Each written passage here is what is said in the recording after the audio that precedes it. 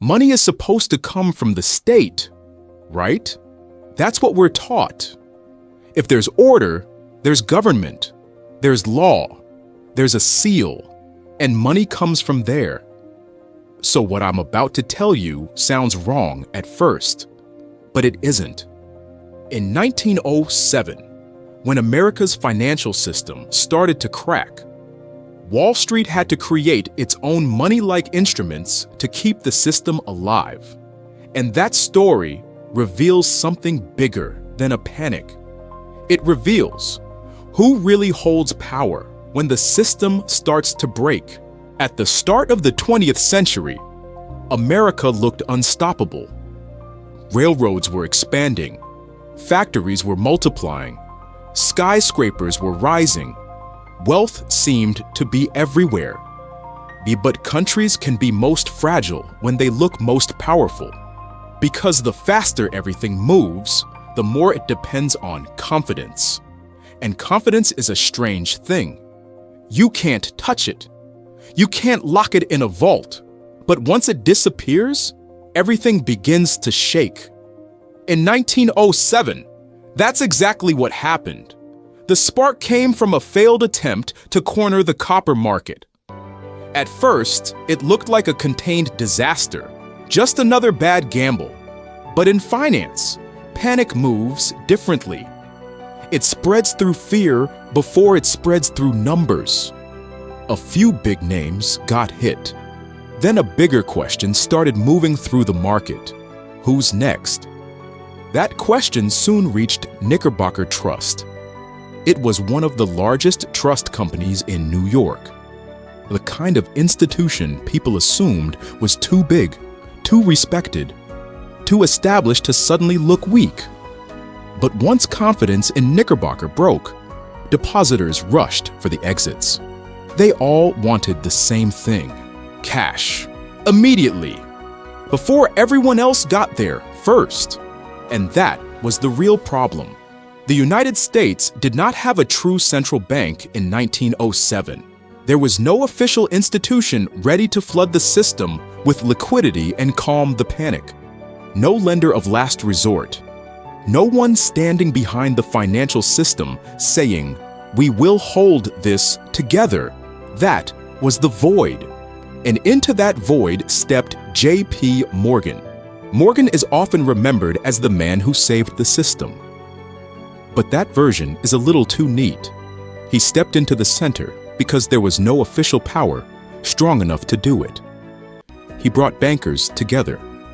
He examined balance sheets.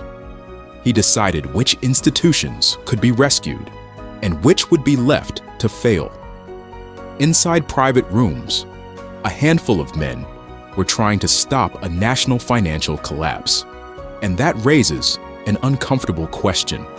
If a country survives a crisis because a small group of private financiers organizes the rescue, where does power really live?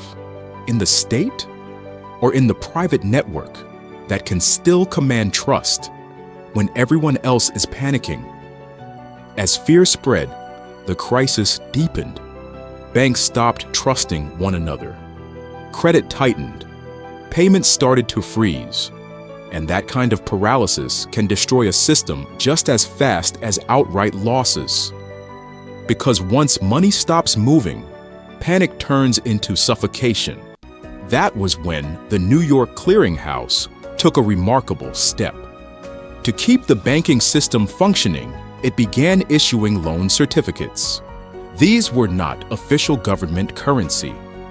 They did not come from the Treasury, and ordinary people were not using them for daily shopping. But banks could use them among themselves to settle obligations and keep the financial system from locking up completely. In simple terms, private finance created money-like instruments to replace the liquidity the state could not provide. And that is where the story changes. At first, this sounds like a crisis caused by reckless financiers, then stabilized by other powerful financiers. But the deeper lesson of 1907 is more unsettling than that. It showed that money is not just paper printed by the government. In a crisis, money can become something more abstract and more disturbing, a promise strong enough that important institutions agree to treat it as real. That means money is not always just a legal object. Sometimes it is organized trust. And in 1907, the people organizing that trust were not elected officials. They were Wall Street bankers. That's the real shock hidden inside this story. Wall Street did not print national currency, but it did create instruments that behaved like emergency money inside the financial system. And by doing that, it exposed the hidden structure beneath American capitalism.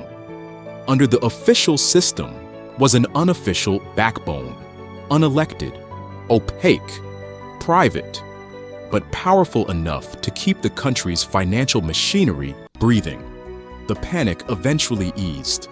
The system did not fully collapse, but the episode left behind a brutal realization.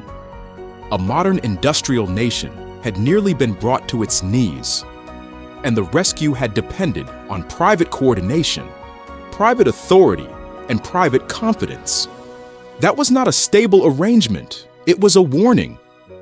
And that warning helped open the path to the Federal Reserve. When the Fed was created in 1913, it was not just a technical reform. It was an admission that the country could not keep relying on emergency rescues, organized by a few men behind closed doors. America needed a formal institution that could act when panic returned. But history rarely moves in a straight line.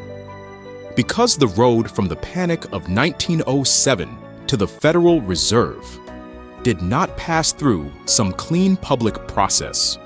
It passed through secrecy, through elite networks, through a private meeting that would later become one of the most controversial stories in modern financial history. A few years after the panic, on a remote island, a group of powerful men gathered to design the future. That place was Jekyll Island. And that is where this story leads next. Until the next one, don't just ask where money comes from. Ask who gets to define it when fear takes over.